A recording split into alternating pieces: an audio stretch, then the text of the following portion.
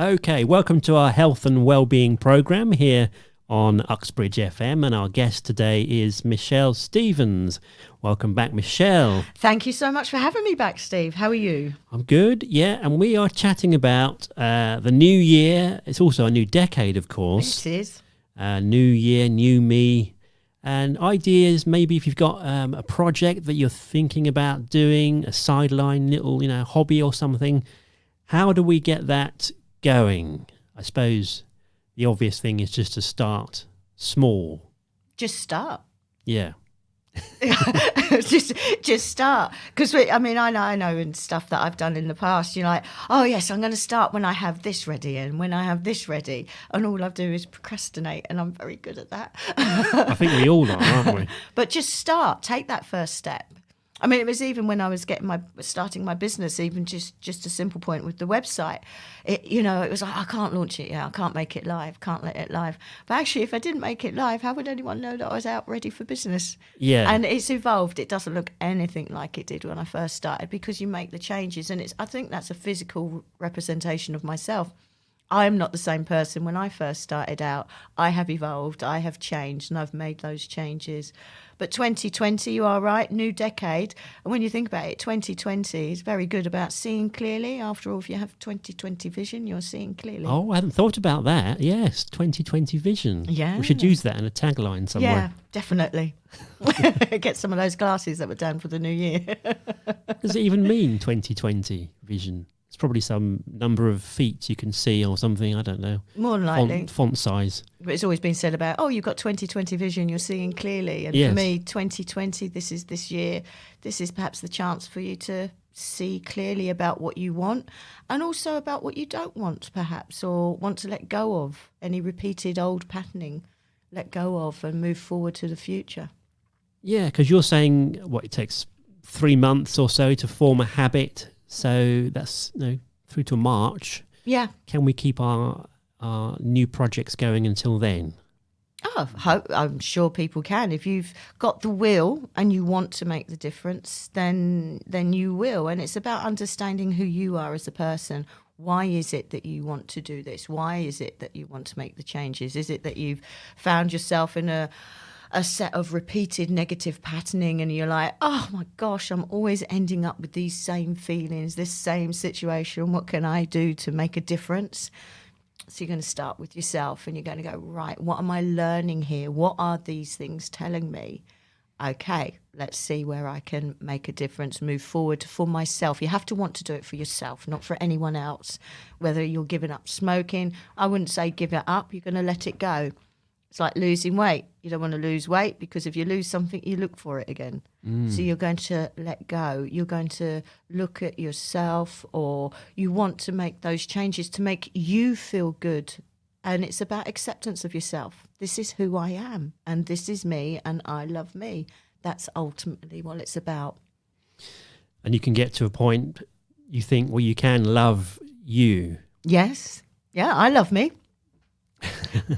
My family love me, I hope. But I love me, and I like me, and I've accepted me. And it took me a while to get there. I'm going to admit that. But I made the changes that needed. And that's about New Year's resolutions can be, don't think big all the time. Think, I'll have a bath. Yeah. I'll make a point once a week to have an hour in the bath to myself. That's not saying you're only going to bath once a week, but that's fine. No judgment here.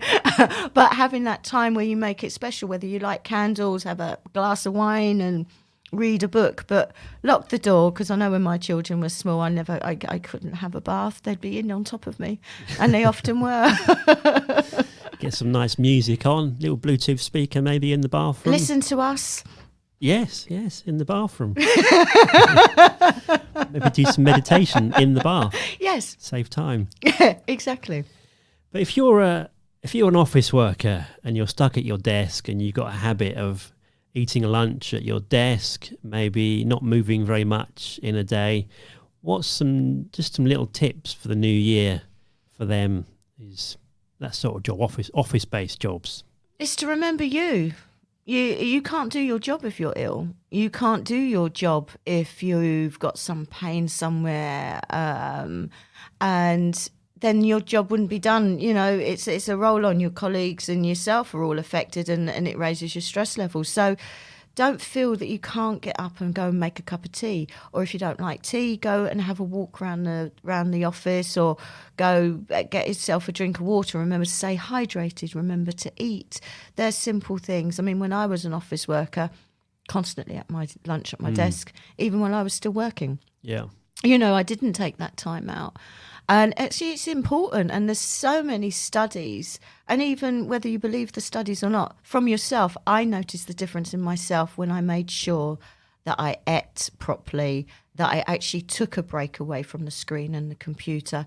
You come back fresh. Your brain's had the chance to perhaps think about and process what you've been mulling over. And you can often come back to it and you're like, oh, that's what it was. I could see it now. It's surprising what you can get done in an hour, actually, isn't it? If you've got things to do, post some letters or pay some bills or whatever. And I know the Uxbridge Beard are trying to convince people to leave their desks in the business parks of Uxbridge, come into town, use their Love Uxbridge discount card, and buy lunch, use the shops, sit on the benches, go to the parks, just enjoy their lunch hour as we get towards spring and summer. That's a wonderful idea. I mean, I think that's great, and people shouldn't feel guilty. To me, there's no room for guilt. To have a break, to have your lunch break, which everyone is entitled to do, go out and do it when you can. Take that time, even if it's 5 minutes. Remember to move. Yeah. Don't sit still in one place. I'm a terrible fidget. When I last looked at our last video, I was like, oh, I'm moving. I can feel myself moving again. So it's like a little dance I'm having here on my chair. Dancing's fantastic. That raises your endorphins. Get some really, music that you enjoy. I am a rock chick at heart. I love my power music, power ballads. 80s, go for it. And anything that makes you feel good. I love live music, but dance. Don't care who's around, who's not around. I mean, my cat often looks at me as if I'm a complete nutcase. She may well have a point, but it makes me feel good to dance, and I don't care, and I'll dance. Yeah, why not? Yeah. What sort of music are you into rock-wise? All sorts. So I went to Urcha last year in Belgium. That was a brilliant rock festival. Yeah, saw many different bands. So hopefully be able to get away to one of the festivals this year. But I just love live music. Yeah. Music, listening to it live is such a different experience. And that's great. Make plans to, part of your resolution could be is I've never been to a live band before. I've never been to any concert. Well, maybe this is the thing. You can do that one thing. That's something new that you've not done, and it's something you want to do. We have, obviously, the Beck Theatre has live gigs. There's, on a smaller scale, there's Whelan's down the road. I mean, Uxbridge does lack a bit of a venue, I think, for live music. Yeah, that's something that will come in the future. But yeah, I agree with you. And to have the place for young up-and-coming bands to go to, I mean, and even just the role, the bands that go around the circuits, some pubs used to do the bands all the time, and you knew that they were a venue that you could go to, and you knew that there was quality music and great entertainment. But it's sadly lacking. But music makes people feel good. Music makes people feel different. Singing, it activates all of the muscles, the vagus nerve, your throat. It's, when you go to yoga, you chant. That's part of the things, not all yoga do you chant, but some do. But, humming, it raises your endorphin levels. It makes you feel good. You're breathing deep to be able to do that. Doesn't matter whether someone says they can't sing or not sing. Doesn't matter. Just use that voice. Use that voice as we're speaking. We laugh, we joke. That's why texts lose their meaning, doesn't it? Because you look at it and go, yeah. What does that say? Oh, they didn't put an X on there. They don't love me anymore. An emoji. Maybe we should start a singing club. Yes. We should all go and sing some songs. Yeah, what did I say about not being able to sing? Well, yes, I can sing. I'll inflict my voice on the world.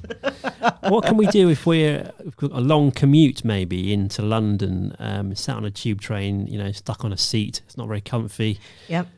Squished up against someone's armpit. Yeah. I used to go on the Central Line all the time. It's lovely. I suppose you can listen to, podcasts and things. You can meditate. Yeah. If that helps. Yeah, read. Yeah, I mean, even if the Metro or your book or your Kindle, taking that time for you. This is a this is a lovely time that, you can't get. Well, can you get phone signal? It's been, I don't know, but turn the phone off. Yeah.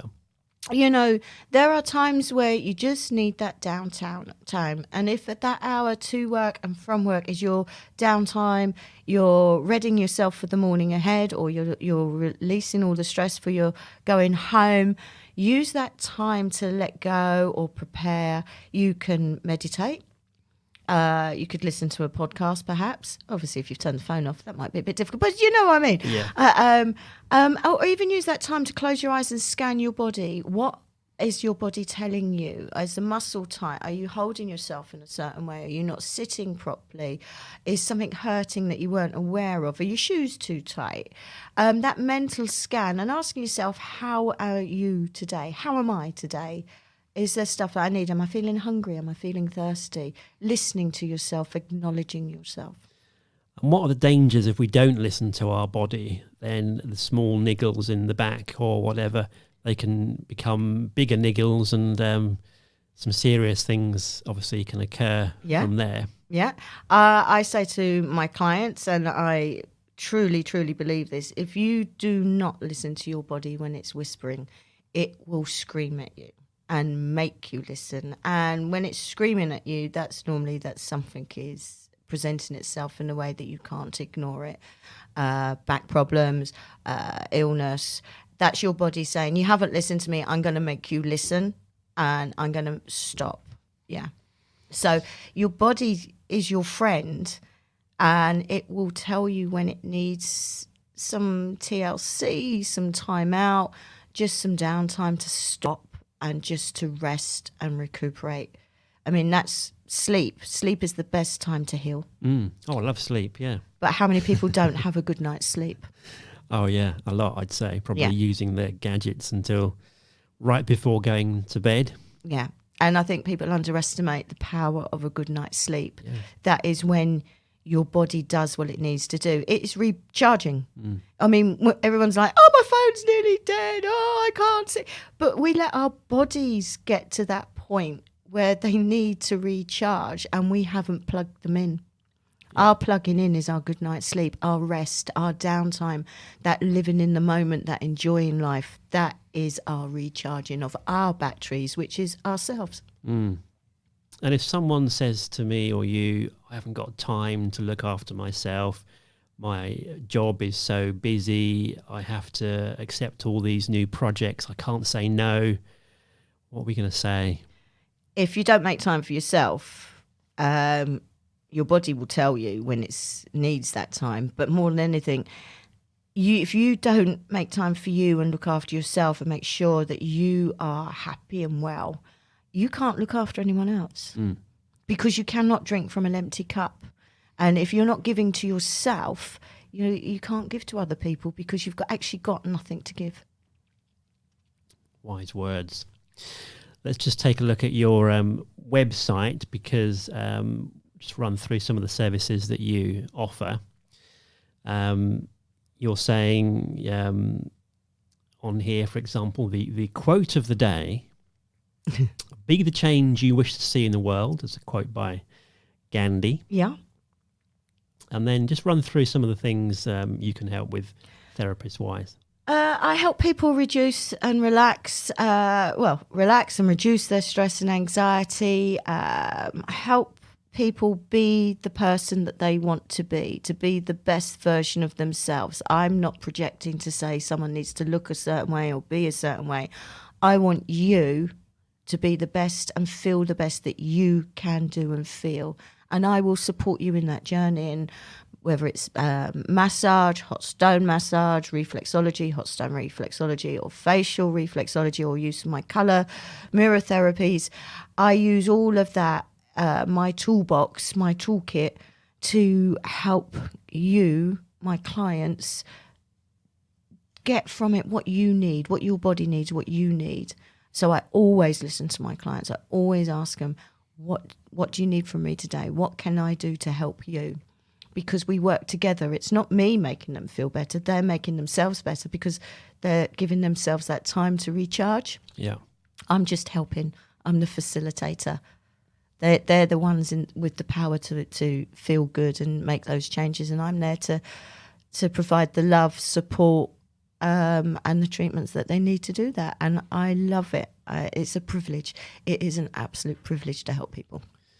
And then I see on the website there's some notes probably aimed at more corporate customers, saying that you can increase staff well-being, lower sickness, absence, and increase productivity. That's quite interesting, isn't it? So employers should be coming to you and saying, come into our company and do your services in the conference room or whatever. This is it. And just to show it's not just a random show that we've put together today. We're talking about what people can do in the offices and that.